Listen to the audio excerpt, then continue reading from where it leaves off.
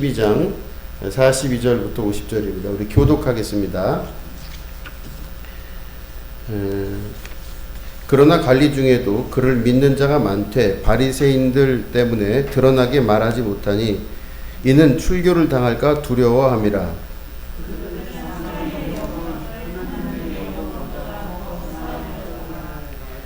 예수께서 외쳐 이르시되 나를 믿는 자는 나를 믿는 것이 아니요 나를 보내신 이를 믿는 것이며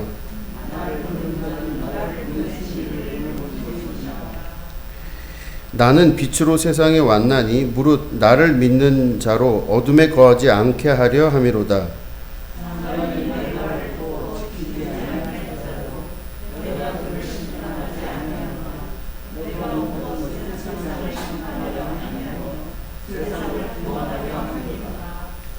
나를 저버리고 내 말을 받지 아니하는 자를 심판할 이가 있으니 곧 내가 한 그 말이 마지막 날에 그를 심판하리라.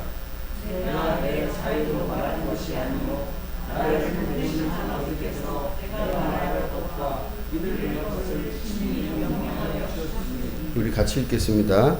나는 그의 영생인 줄 아노라. 그러므로 내가 이르는 것은 내 아버지께서 내게 말씀하신 그대로니라 하시니라. 아멘. 예, 이렇게 말씀 오늘 보시면은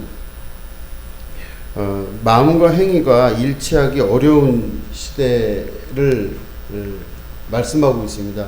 그러니까 유대인들은 그 당시에 예수님을 믿었어요. 그러니까 자기들이 지금까지 종교 생활을 유대교 안에서 해왔는데 몸은 이미 유대교에 익숙하게 적응돼 있습니다. 그래서 때가 돼서 예배를 드리고 그 질서 안으로 몸은 이미 가 있어요.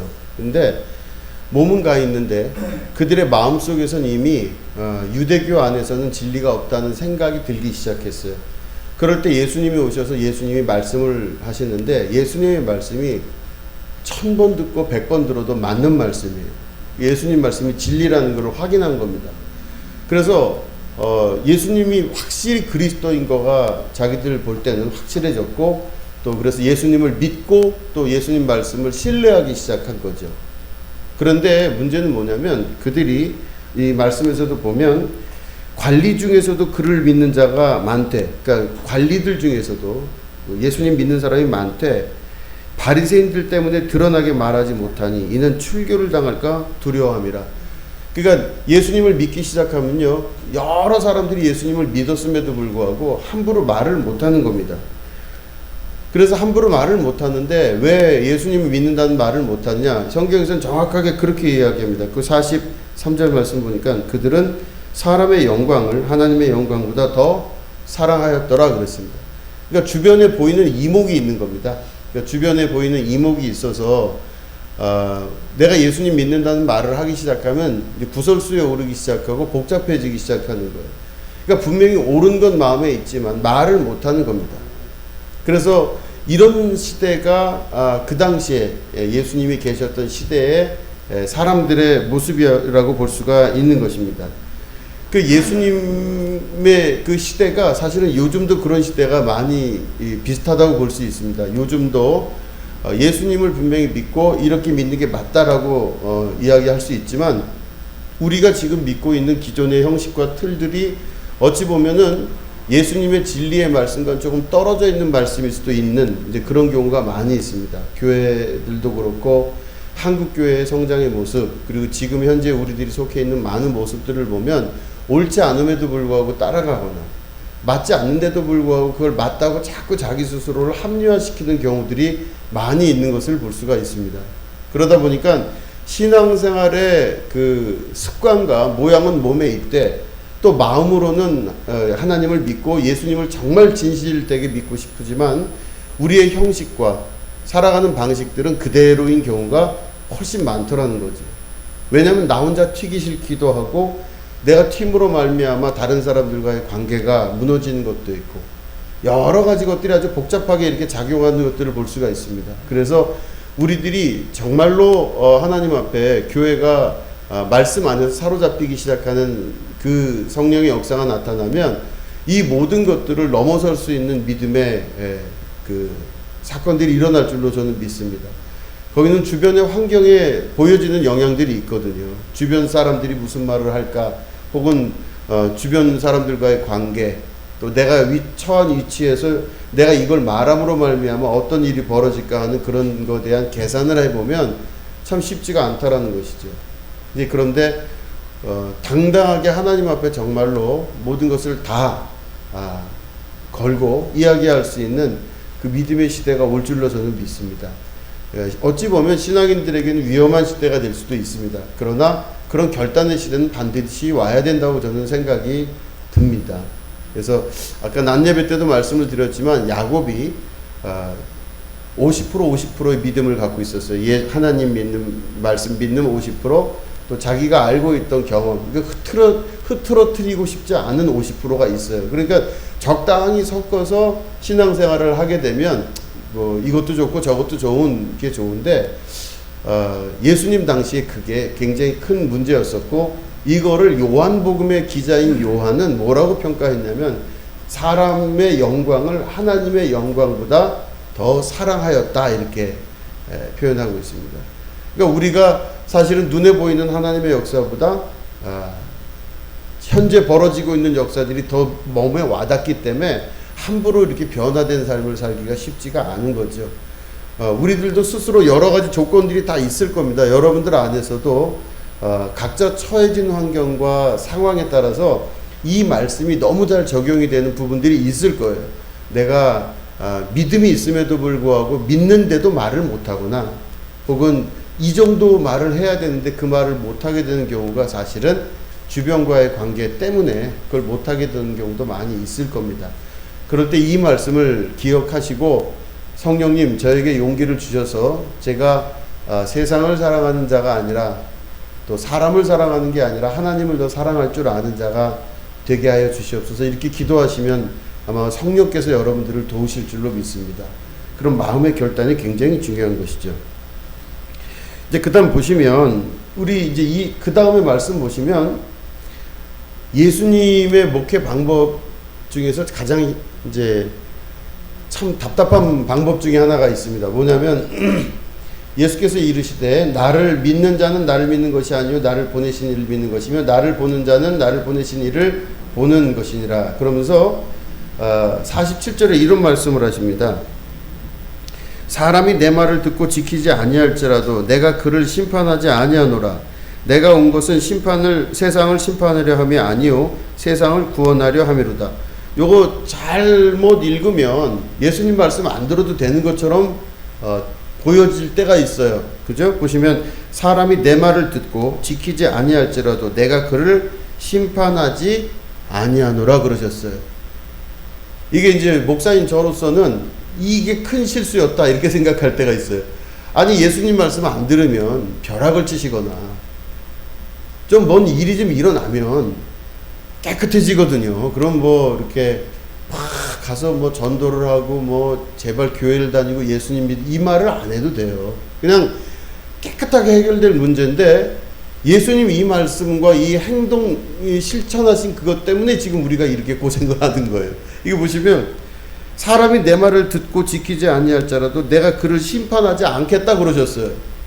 그 심판 안 받아요. 예수님 말씀 안 들으면 좀 뭐가 일어나면 좋은데 절대 안 일어나요. 안 일어난다니까요.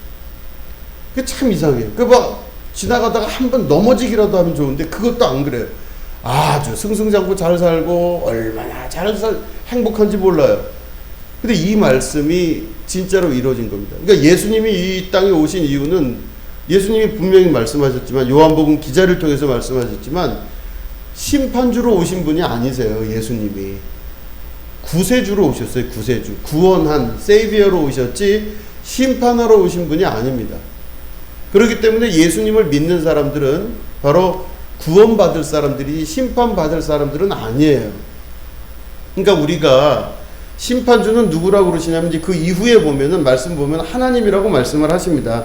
하나님이 마지막 때의 심판을 하시는 거지 예수님은 심판하러 오신 분이 아니요 구원하러 오셨다 이렇게 말씀하세요. 그래서 46절의 말씀 보면 나는 빛으로 세상에 왔나니 물은 나를 믿는 자로 어둠에 거하지 않게 하려 함이로다. 그러니까 예수님을 믿는 것과 동시에 그 어둠에 처하지 않고 빛 가운데, 밝은 빛 가운데에 들어간다 이 말씀을 하시는 겁니다. 그러니까 예수님 믿는 사람들은 긍정적인 거가 있지 부정적인 세계로 들어가지 않아요.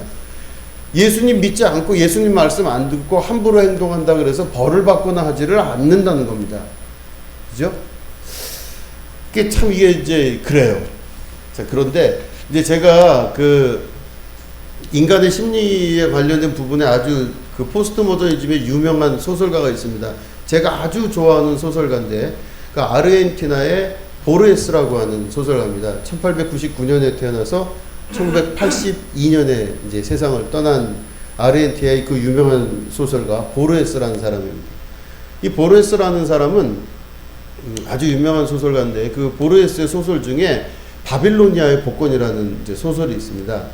근데 이 사람이 얼마나 그 인간 심리를 잘 파악을 했냐면, 자, 들어보시면, 바빌로니아의 복권이 뭐냐면, 이제 바빌로니아라는 그 나라가 있는데, 거기에서, 이제 나라에서 한 회사를 만듭니다. 그 회사가 뭐냐면, 복권 만드는 회사예요. 그 복권을 이제 찍어내는 거죠. 그 나라 경제에 좀 도움을 받기 위해서 아마 복권을 찍어낸 것 같아요. 그래서 1등 얼마, 2등 얼마 해서 이렇게 쭉 이제 매주 복권을 찍어내는데, 복권 장사가 꽤 잘 된 거죠. 그러니까 이제 회사의 사장도 너무 좋고 또 왕도 좋아하는 거예요. 그래서 이제 이 상금을 탄 사람들을 이제 이제 돈을 주고 이러니까 막 사람들이 막 화기가 돌고 너무 좋아하는 거죠. 그런데 어느 순간 되니까 복권이 더 이상 안 팔려요. 그 이상 안 팔려요. 그냥 적당히 팔리고는 더 이상 안 팔려요. 근데 가격을 올렸습니다. 상금을 이만큼 더 주겠습니다. 해갖고 상금을 몇 배로 올려놨어요. 그런데도 잠깐만 잘 될 뿐이지 그 다음부터는 또 똑같아요. 그러니까 복권 판매량이 그렇게 늘지를 않더라는 거죠. 그런데 이 복권을 이제 판매하는 회사에서 막 고민을 한 거죠. 이 복권을 좀 어떻게 하면 잘 팔 수 있을까, 많이 팔 수 있을까 이렇게 하다가 어떤 사람이 이제 그 제안을 했는데 어떤 제안을 했냐면 이 상금을 쭉 주는 거예요. 그러면 이제 아마 10개 그 복권 중에서 한 개가 뭐 예를 들어 100만 원 이렇게 들어가는 확률이 있다면 그 상금의 액수는 그대로 두되 그 사이에 뭘 두냐면 상금이 하나가 들어가면 100개 중에 10개 중에 상금 하나 들어가면 10개 중에 그 사람이 그 벌을 받아야 되는 잘못 뽑아 돈을 내가 내고 이걸 뽑았는데 벌을 받아야 되는 복권을 중간중간 집어넣기로 한 거예요. 그래서 이제 중간중간 이 벌 받는 거를 집어넣고 어떤 때는 이 사람이 잘못 뽑으면 이 사람을 즉시 사형에 처한다 이런 것도 이제 집어넣은 거예요. 복권 장사가 잘 됐을까요? 안 됐을까요? 잘 됐을까요? 안 됐을까요? 안 됐겠어요? 죽을까봐, 그죠? 그 이후로 복권이 10배가 장사가 더 잘 됐대요. 엄청나게 사람들이 인기를 끌었어요. 근데 왜 그런가 했더니 사람들이 복권을 사는데 그전에는 이제 이렇게 상금을 준다니까 이제 뽑은 거죠. 그래서 이제 그걸 사고 뭐 이렇게 해서 즐겁고 그런데 뭐 내내 복권을 해봤자 되지도 않고 그러니까 어느 순간인가 재미가 없어진 거예요. 된 사람만 된다 이렇게 생각하고. 그런데 이 중간중간에 이 벌칙이 들어가서 심지어는 잘못 뽑은 사람을 감옥에 가두기도 하고 잘못 뽑히면 그 사람을 사형에 처한다 이렇게 하니까 옆에 사람이 이렇게 복권 사는 사람 보면은 저 사람 되게 용기 있는 사람처럼 보이기도 하고 신기해 보이는 거예요. 그러니까 사람들 사이에서 이제 소문이 나기 시작하는 게 뭐냐면 자네 복권 샀어? 나 안 샀어. 이거 겁쟁이구만 이 사람. 뭐 잘못 걸리면 죽을까봐 그러는 거지 이게 얘기를 하더래. 근데 이게 사람들 사이에서 그 수위가 높아지면서 그래 한번 사보자. 나 사면 당신 살 겸? 이렇게 된 거죠. 그래서 자기도 사고 이 사람도 주고 이건 네 거야. 그러니까 이게 점점 번지기 시작하면서 진짜로 거기서 감옥에 들어가는 사람이 나타나게 되고 막 이제 이런 벌을 받는 사람들이 나타나니까 사람들이 흥분하기 시작하면서 다른 사람을 사주기도 하고 자기도 사고 막 이러면서 주변에 막 주기 시작했대요. 이게 되게 재밌는 이야기가, 우리나라 예를 들어서 나라를 통치해서 이렇게 나라를 다스려 나갈 때 교통신호를 어기지 않고 잘 지킨 사람에게 100만 원의 그 상금을 주겠습니다. 1년 동안 잘한 사람에게. 그럼 여러분 교통신호 잘 지키실 것 같죠? 근데 만약에 한 번 어겼어요. 그러면 100만 원을 못 받아요. 그럼 맨 처음엔 그게 잘 될 것 같은데, 정말로 사람들을 이 질서를 잘 지키게 할 수 있는 방법이 상금을 주는 거가 있고 또 벌을 주는 게 있어요. 벌금을 내라 그러든지 감옥에 끌고 간다 이렇게 한다든지. 그럴 때 나라 전체가, 대부분의 국가들에서 이루어지고 있는 이 사람들을 컨트롤하고 통제하는 그 통제의 운영 방식은 보르헤스가 이 복권에서 이야기한 것처럼 벌을 받게 하거나 사형을 시키거나 이런 일이 그 앞에 있을 때 사람들의 컨트롤과 사람들의 모든 것들이 다 잘 지켜지고 또 그만큼 그 수익도 많이 올라가더라. 이제 그런 내용이에요. 물론 이제 그 안에는 철학적이고 심리학적인 수많은 이야기들이 내면 안에 들어가 있지만 아무튼 전체적으로 볼 땐 그렇습니다. 근데 그 말은 다른 말로 하면 인간 사회를 운영하고 있는 대부분의 소프트웨어, 이 운영하는 운영의 모든 그 시스템 자체가 지극히 부정적인 방법에 사람들이 익숙해지고 있다는 겁니다. 사람들한테는 상금을 주는 것보다 벌을 내리겠다고 하는 것들이 훨씬 더 사람들을 컨트롤하거나 통제할 수 있는 통제의 그런 것들이 훨씬 강화돼요. 그래서 아이들을 통제할 때도, 교육 현장에서 통제할 때도 대부분 보면은 긍정적인 통제를 우리들은 지금 이야기하고 있지만 부정적인 통제가 사람들이 더 그 아이들도 통제를 잘 당할 수 있는 그런 기본적인 것들이 들어가 있더라는 거죠. 너 만약에 이거 안 하면 이만큼 네가 벌금을 내거나 이만큼 고통을 당해야 돼. 이렇게 하면은 그거에 따른 통제가 훨씬 강하다. 근데 그게 인류 역사상 지금까지 한 번도 예외 없이 그렇게 되어 왔더라. 그래서 이 바벨론이라고 하는, 다시 말해 고대로부터 내려왔던 그 오래된 역사적인 도시를 중심으로 했던 그 복권에 관한 이야기들은 인간을 다루고 있는 모든 사회 시스템이나 또 교육 시스템이나 이 인류 전반에 미치고 있는 수많은 영향들이 대부분 보면 긍정적이지 않고 부정적인 영향의 것들을 굉장히 많이 미치고 있더라. 이런 그 소설의 내용입니다. 이게 바로 보르헤스라고 하는 사람의 바빌로니아의 복권이라는 책의 내용이에요. 그런 걸 보면 인간의 사회가 얼마나 부정적인 사회인지 이해되시겠죠. 부정에 의해서 돌아가고 부정에 의해서 만들어진 사회들입니다.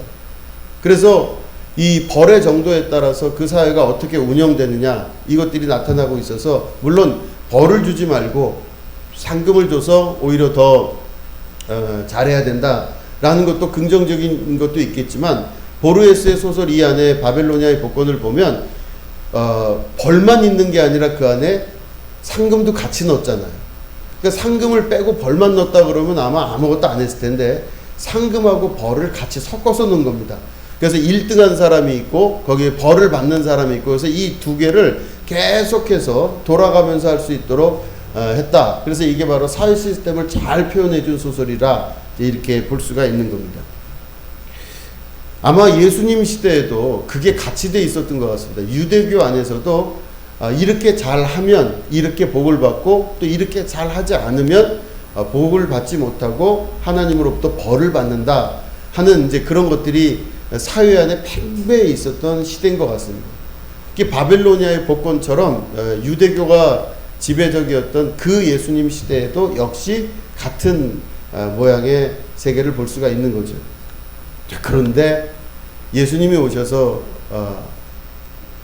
만드신 세계, 예수님의 세계는 어떤 세계가 됐냐면, 누구든지 내 말을 듣지 않고 지키지 아니할지라도 내가 그를 심판하지 아니하노라, 이렇게 말씀하시는 세계로 우리를 이끄셨어요. 그러니까 결국에는 예수께서 우리를 이끄신 그 세계는 보르헤스에서 나오는 그런 벌을 받는 세계가 아니라 그 안에 긍정과 기쁨과 희망과 소망이 있는 세계로 우리를 이끌어 가셨다고 하는 겁니다. 자, 그래 보시면 예수님께서 그 안에 벌과 고난과 고통을 주신 것이 아니라 예수님께서 예수님의 말을 듣지 않는다 하더라도 본인은 심판하지 아니하시겠다 말씀하시는 구세주로서의 역할로 이 땅에 오셨고, 마지막 때 모든 것들이 정리가 되는 그때 심판주로 하나님께서 나타나실 것이라는 말씀을 하신 것을 보면, 예수님의 나라는 바로 구원의 나라, 구속의 나라, 그렇지만 인간 사회에서 운용하기는 쉽지 않은 나라입니다. 그렇죠? 우리가 교회로서 모입니다. 지금 코로나 시대에도 여러분들이 교회에서 함께 모이고 계셔요. 그런데 우리가 이렇게 보면 교회를 왜 교회에서 모여야 되냐? 예수님 믿고 우리는 구원받은 자들입니다. 이제는 예수님 믿기 전에는 교회가 필요가 없었고 교회도 없었던 시기예요. 그때는 그냥 살면 되는 겁니다. 아무 상관이 없어요. 그런데 예수님 믿고 우리가 구원받은 다음에 우리는 우리의 이름으로 사는 자가 아니요 예수의 이름으로 사는 자로 변해간 사람들입니다. 그래서 우리는 예수 그리스도의 남겨주신 유산인 교회 속에 우리의 몸을 투사하여 넣어서 이 교회의 한 멤버가 됨으로 말미암아 예수 그리스도께서 주신 삶을 사는 자들로 살아가는 겁니다. 그러니까 예수 믿기 전에는 교회가 의미가 없고 교회도 필요도 없었지만, 예수를 믿고 난 다음엔 교회 안으로 들어와서 교회의 생활을 하기 시작합니다. 하나님 말씀을 듣고 말씀을 기억하고 말씀대로 살으려고 하고 여러 가지 일을 경험하고 세상에서의 일을 많은 걸 경험할 때 우린 예수님 안에 들어와 사는 자들로 형제 자매의 의를 나누고 또 이 안에서 그리스도의 피로 하나가 되는 구원의 삶을 살게 되는 것입니다. 우리는 교회가 삶의 주된 이제는 중심이 되고 우리의 삶은 두 번째로 바뀌게 되는 겁니다. 그래서 우리가 살던 일상에서의 삶이 다른 사람에게는 첫 번째 삶이에요. 내가 먹고 살고 입고 하는 모든 것들로 살아가는 밖에서의 삶은 이방인들도 다 중요시 여기는 첫 번째 삶들입니다. 거기서 승패가 다 나고 거기서 성공과 실패가 나뉘어지는 그런 삶의 모습으로 인생을 살아왔는데, 예수 믿고 난 다음엔 이게 바로 그리스도의 몸이신 교회로 들어오기 시작합니다. 그러니까 교회가 그 인생의 첫 번째가 되기 시작해요. 모든 삶의 우선권을 결정할 수 있는 게 교회라고 하는 것입니다. 교회라고 하는 삶은 쉽지가 않다는 걸 알고 계시지 않습니까? 교회는 우리가 세상에 육신으로 살다가 육신의 모습으로 살던 사람들입니다. 하나님께서 육신의 죄를 정하셨다고 말씀하셔서 우리가 날 때부터 의인된 자가 없는 것처럼 우리 안에는 죄성이 흐르고 있습니다. 그 죄성이라고 하는 것은 보르헤스가 이야기한 대로 세상의 통치를 받는 사람들입니다. 긍정적인 이야기는 별로 좋아하지 않아요. 어느 정도까지는 좋지만 부정적인 것들을 넣어줘야 전체적으로 경제적 성장, 또 관계적 성장이 이루어지게 되는 겁니다. 복권 판매가 커지는 거죠. 그렇게 돼서 우리는 육신을 갖고 있기 때문에 육신 안에 있는 죄의 습성들을 버리지 못하고 살고 있습니다.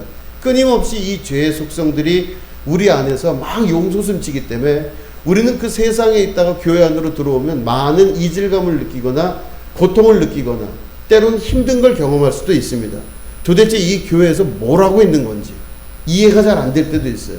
왜냐? 우리는 근본적으로 죄의 몸을 가지고 있기 때문에 그렇다는 거예요. 그래서 우리가 진짜로 예수 그리스도를 믿고 의지하는 삶을 살기 시작하면 이제는 예수님의 몸이신 교회 안으로 들어와 이 안에서 신앙생활하며 말씀으로 자꾸 녹아내려지며 내 몸이 원치 않더라도 내 영이 원하는 예수 그리스도 안에서의 삶을 살아갈 수 있어야만 되는 것입니다. 오히려 교회 안보다는 교회 밖이 훨씬 더 편할 겁니다. 몸이 편하고 삶이 편하고 인생이 재밌을 수도 있어요. 그냥 밖에서도 여러 가지 좋은 이야기들과 마음의 위안과 안식들을 얻으면서 살 수 있을 겁니다. 그러나 그 영은 죽고 우리가 교회 안으로 들어오면 우리의 육신과 우리 안에 흐르고 있는 수많은 부정적인 것들이 견뎌내지 못하면서 힘들어하겠지만 이럴 때일수록 내 영은 점점점 새롭게 변화해 나간다는 것이죠. 우리의 겉사람은 날로 부패하나 속사람은 날로 창궐하게 되리라 하시는 말씀이 교회 안에서 이루어지게 되는 것입니다. 예수님의 거룩한 말씀, 예수님의 말씀이신 교회, 이 교회가 여러분들이 정말 속해야 될, 그리고 영적인 삶을 추구할 때 이루어야 될 가장 중요한 것이란 걸 여러분 믿음으로 고백하시고 삶 속에서 주님을 만나시게 되기를 주님의 이름으로 축원드립니다. 기도하겠습니다.